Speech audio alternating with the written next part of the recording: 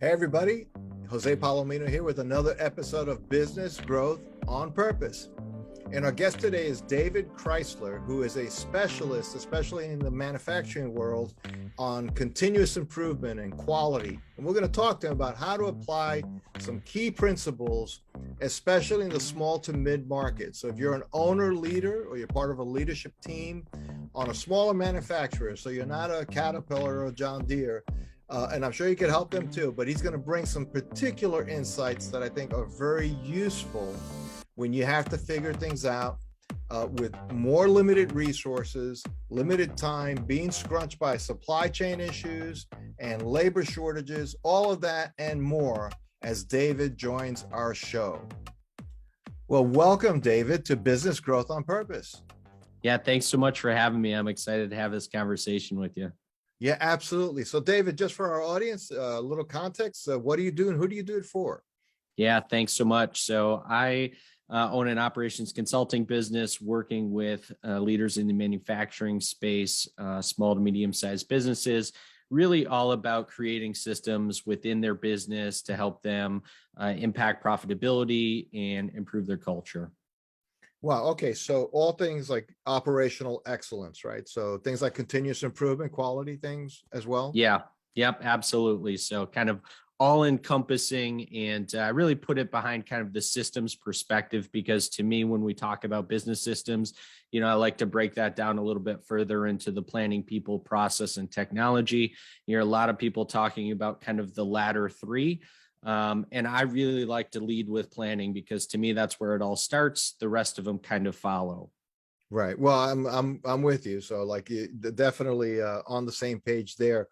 But when I think about things like continuous improvement or lean initiatives and things like that, and having been in the space now, working mostly with manufacturers for the better part of close to 20 years now, I also know they tend to view that as it's a thing. It's like it's a heavy thing. It's like, oh, we got to do that thing. We got to bring in the lean guy, and then it's a or ISO is another one like that. So, yeah.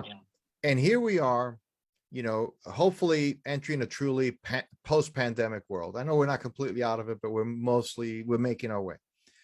And people are worried about having enough people to do the work, having enough raw material to do the work.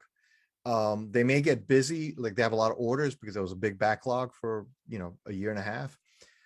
And so they might be listening and say, that stuff is for later when I have to get past all this stuff. So my question to you, there's a question in that, David, is continuous improvement, quality initiatives, things like that, are they relevant now when people are struggling to find labor and materials to even do the work? Or should they really just be putting it like on the shelf for now until I get through this crisis? Yeah, it's a great question. I mean, as you look at it, everybody's always busy, right? Pre-pandemic, people were busy. It's easy to look at continuous improvement, quality initiatives, kind of all of those encompassing things and say, I'll get to it when I've got time. But the reality is that today, more so than ever, I would argue that we need to be looking at these initiatives because they bring people together. You hear a lot about the Great Resignation and how many different opportunities people to find new careers and moving from one business to the next. And a lot of that, from my standpoint, centers around the people aspect, right? So when I talk planning people, right? People's the second one.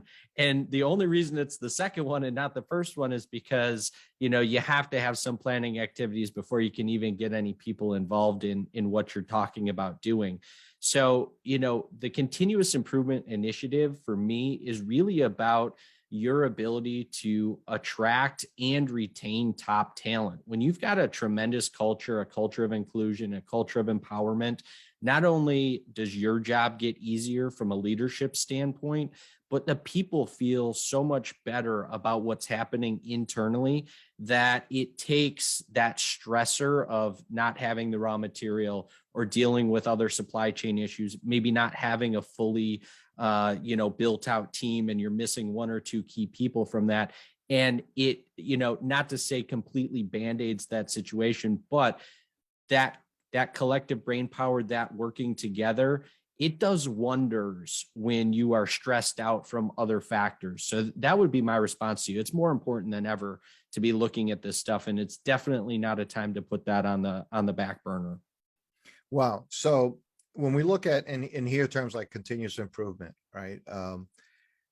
Somebody saying, look, I run like a $6 million contract manufacturing shop, and we do a lot of welding, we do some small parts and so on.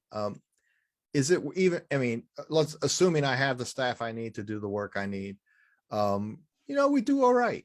I'm not going to be a world beater, right? We're not going to be on the, we're not going to make the Inc. 500, but we're doing all right and we're making money. Do I even need to put effort into, why do I need to get that much better? Is that really going to give me an ROI on the effort? Yeah, it's a great question, and definitely one that you've got to consider. I think that there's different ways to look at it. I've been a proponent of kind of continuous improvement and that mindset really, from a young age. And from my standpoint, you've got different people that tackle it in a different manner. What I mean by that is, if in your scenario that you laid out, if you wanted to bring in a really high level lean consultant that's, kind of McKinsey stature, I would say, yeah, you don't need that. Right. But if you are looking to, improve your culture, if you're looking to eke out those last couple of points of margin, if you're looking to set yourself up to be a leader in your space, this is the way to do that. This is the way to not only get people to buy into your vision of your business, but it's also to, sustain and grow, right? So it's kind of an internal question.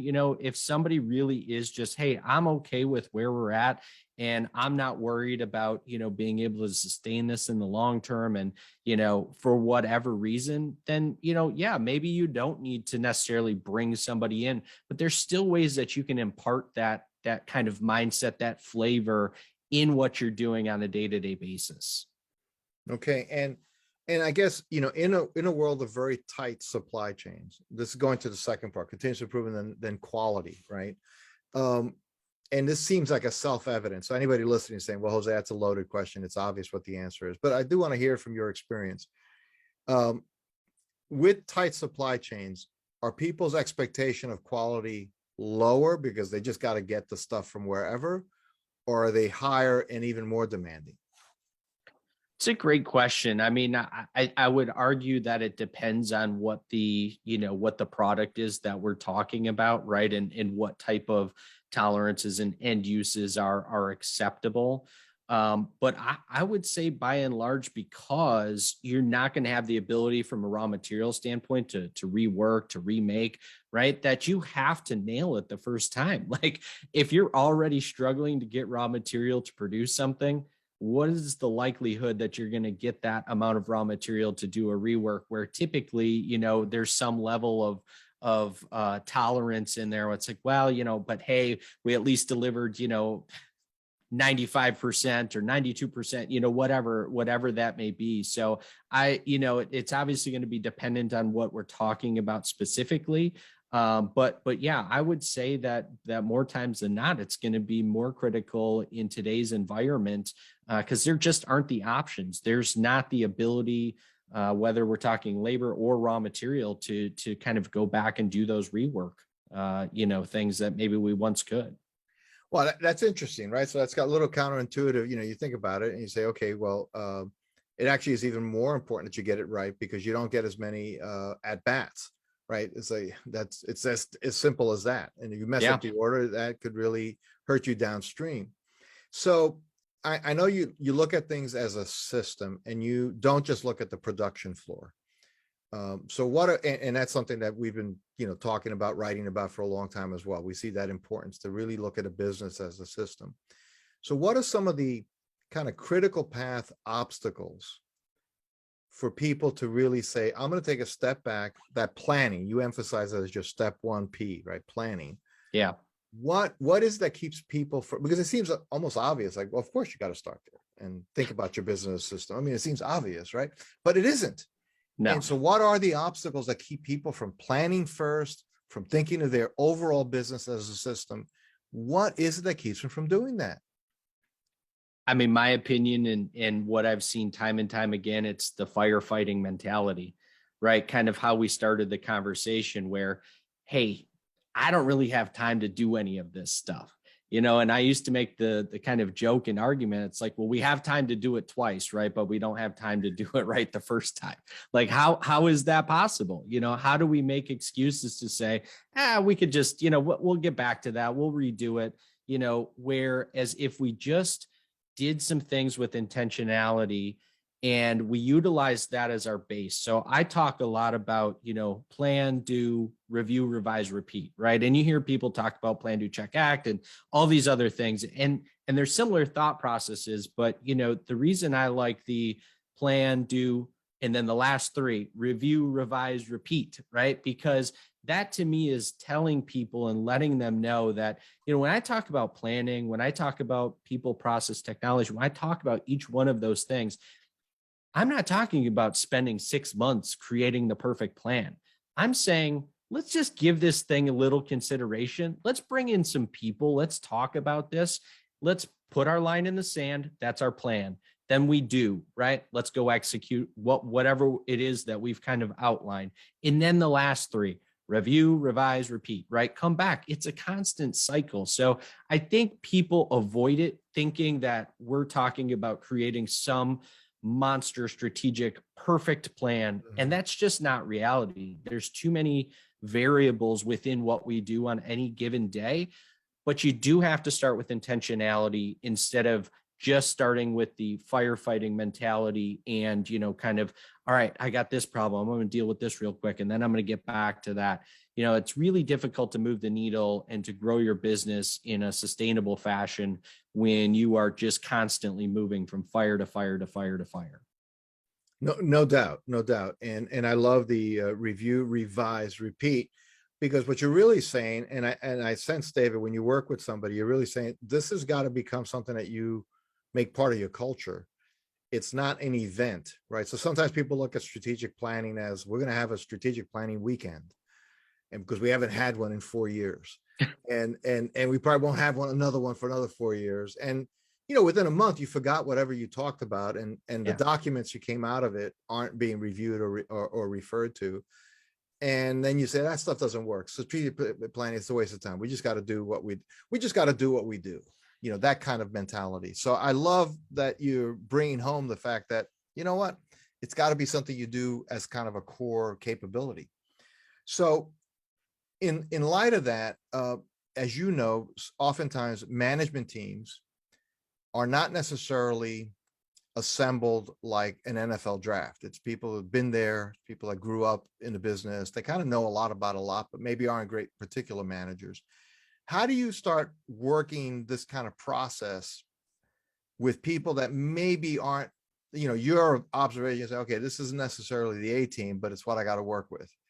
And the owner may be thinking, the reason I don't do this is because I don't have people who really think things strategically and so on. They're just not wired that way. Is it just, let's change over the entire leadership team, or are there some interim steps to make it work anyway? Yeah, I mean, you have to start with kind of where you're at, what you have, right? And that's not to say that that team ultimately isn't the right team, but in my opinion, you have to give everybody the benefit of the doubt. It's like, how can you hold somebody accountable when you never gave them the tools to be successful to begin with? So, from that ownership perspective, right, they need to recognize what are some of the tools that we need to provide people that are in that leadership position, that kind of next layer down, if you will, or if it's somebody that's, that owner operator model that's in the kind of mix themselves. To me, it's all about a couple of things. Number one, if you kind of recognize that there's some missteps that you've had as a leader, and maybe you haven't handled some situations right, to me, accountability is huge. So if you have an all hands meeting and say, guys, look, I've made some mistakes with what we've done here, whether that's from a strategic, planning initiative, whether that's, hey, we've done some continuous improvement and it's kind of fallen by the wayside, whatever it happens to be. But if you own that and kind of utilize that as the catapult to say, I want you guys to hold me accountable. I'm going to make some missteps. I'm going to make some mistakes, but here's what I'm really trying to do. Here's why I really want to do this. Here's why I want you guys all on the ride with me. I mean, that is tremendous, right? Like, talk about buy-in when you have had some missteps. Beyond that, you've got to provide people with tools, and you can do that with training seminars.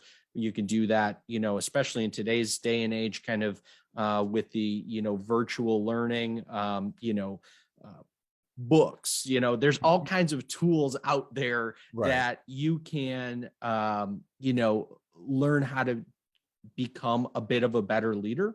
So, what kind of all of that said, right? Once you give people those opportunities, kind of give them the bounds, give them the goal, as I used to say, and give them the why and the what, but let them figure out the how and support that. Chances are those people that have a lot of experience in the job and have kind of grown up to become a leader within that organization, they're going to achieve, they're going to be successful, right? And some people, yes, they ultimately don't want it. They kind of wanted to achieve the position, but they're not the right person for it. You also have to recognize when that is the case and make a change with it, right? So, I've seen kind of both ways go down, so to speak. And in my opinion, you got to start with where you're at with, who you've got and see kind of how that lines out. And I would say a fair time is 3 to 6 months.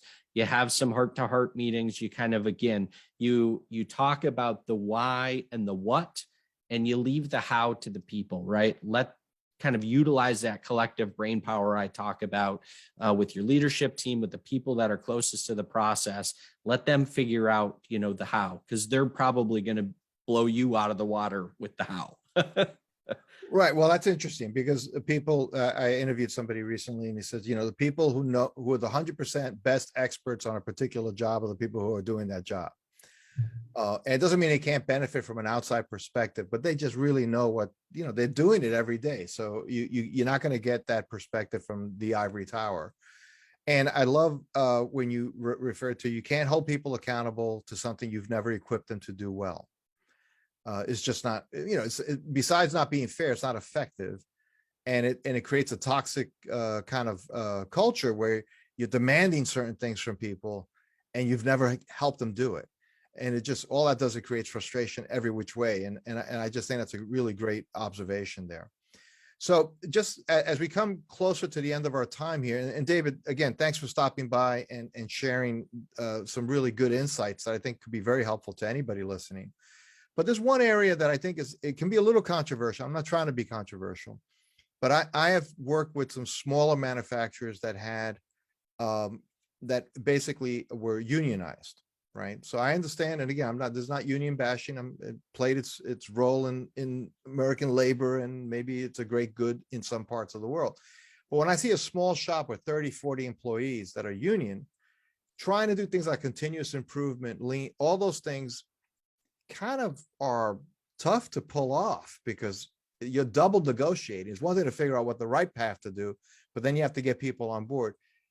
Any words of wisdom there? Because I can't imagine there aren't some listeners that are saying, yeah, that's me. That's what I'm dealing with. Yeah. And it's a great perspective. One of my early leadership roles was actually in a union environment where we did a lot of this work. And to me, as I kind of, as I was thinking about that while you were asking the question, when I reflect back, the success, I think, really came from building the relationship with, kind of the shop steward, right? And then the union group, and helping them to recognize, and it's really all encompassing, kind of interesting. And I know we're winding on time, so I don't want to get too deep into it, but, when you talk about going through and doing contract negotiations in that environment, And they get a peek at the financials, they get a peek at the performance, and you tie that back to the things that you're trying to do from that kind of continuous improvement mindset and getting the shop steward in. And then obviously you've got, a smaller team of negotiating folks from the shop floor. I think when you kind of utilize all of that to your advantage and you foster that relationship and really try to lay out, again, the what, the why, leave the how. I think when you do that, you could be successful in a union environment. I mean, again, I can speak from my experience personally. We were successful in a pretty significantly sized union shop. So it's definitely doable. Foster those relationships. Make sure you share the why, the what over and over and over again, because those two things can move the needle for people. Why we're doing what we're trying to accomplish. And then also going back to your original advice, showing them or sharing with them trust that they can help you figure out the how. Yeah. You have to engage the people that are closest to the process. And just one last point on that, I'm a huge proponent of engaging people directly following that process as well, because they're really good at asking those why questions, because it's like their genuine curiosity. And again, as long as you present it in the manner of saying, we are really trying to bring this together, here's why, here's what, I've seen it move mountains. It's amazing. So it's a lot of fun to see. Wow, well, that's exciting. Well, David Crysler, thank you for stopping by Business Growth on Purpose. If somebody wanted to know more about you, your work, how to contact you, where should they go? Yeah, you can find me on LinkedIn just by searching my name, David Crysler, or you can find me on our website, which is just thechryslerclub.com. So, Jose, thanks so much for inviting me on today. It was a great show and really, really enjoyed our conversation. Well, likewise, appreciate it. Thank you, David. Thanks. Thanks for listening to another episode of Business Growth on Purpose. If you like the show, hit subscribe and leave us a review to help other people find the podcast. And if you're ready to take the next step in driving intentional growth for your business, come check out what we're doing at valueprop.com. We've developed industry-leading programs and systems to help B2B owners take control of their growth. Until then, thanks for listening to another episode of Business Growth on Purpose.